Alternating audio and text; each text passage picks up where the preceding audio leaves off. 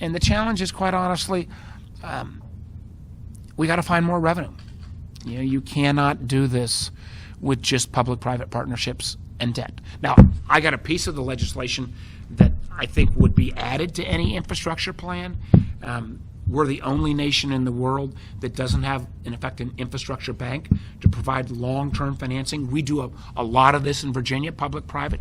Some of it's been pretty good. Some of it's been, we've got a couple projects downstate that where we as taxpayers got left holding the bag.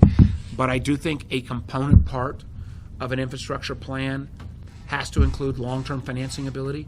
And I've got legislation with 5 Republicans, 5 Democrats, broadly based. It's an infrastructure financing authority. It's much more conservative than some of the earlier plans in terms of business principles. It would provide some of that long-term financing and also expertise to be able to go against Wall Street that I think is needed, because not only do we need the ability to raise debt, but we got to make sure that taxpayers don't get the short end of the stick. But it's still debt. Unless we find a revenue source, we are. I don't know where, there's going to be enough there.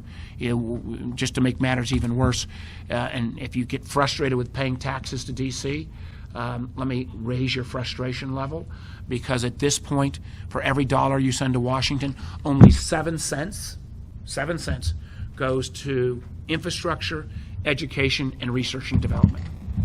And we may be, some of us in this room, in different political parties, but I can tell you, as somebody that's been a business guy longer than a politician, I'd never invest in a business that only spent 7 cents on workforce, plant, and equipment, and staying ahead of the competition.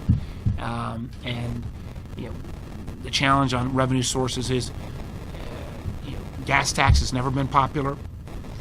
It does have some nexus to at least some of the transportation, but it's a declining source of revenue with more fuel-efficient cars. But we got to have revenue, and we got to think about transportation infrastructure, I would argue, as road, bridge, but I also think we got to put water and sewer, and I think we got to put broadband on the table as well. And one of the areas, as a former telecom guy I'm working on, is as we think about how we do broadband deployment. I've got some ideas there we can come back to. I'm talking too much.